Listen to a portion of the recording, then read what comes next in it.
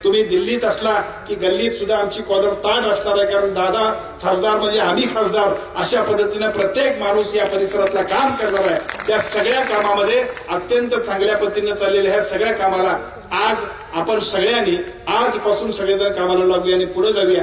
मी तुम्हाला विनंती करतो की आता ही निवडणूक होत असताना आदरणीय नरेंद्रजी मोदी साहेबांच्या नेतृत्वाखाली काम करत असताना आपण उमेदवार शिवसेनेचा आहे, त्यामुळे साहजिकच जबाबदारी आपली आहे।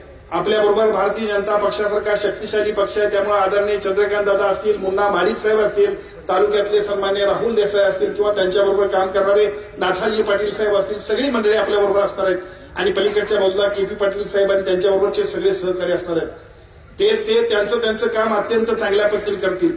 आघाडी आहे तालुक्याच्या आणि जिल्ह्याचाच नव्हे तर देशाच्या राजकारणासाठीची ही निवडणूक आहे, त्यामुळे ते सगळेजण त्यांचं काम करतील। पण लगीन आमच्या घरात आहे। आता आमच्या घरात लगीन असल्यानंतर ह्यो पावणार उचला काय, त्यो पावणार उचला काय, अक्षता देण्यापासून मांडव मारण्यापासून ते सगळ्यांचा मानपान करत ही निवडणूक यशस्वी करेपर्यंत संपूर्ण जबाबदारी आपली आहे।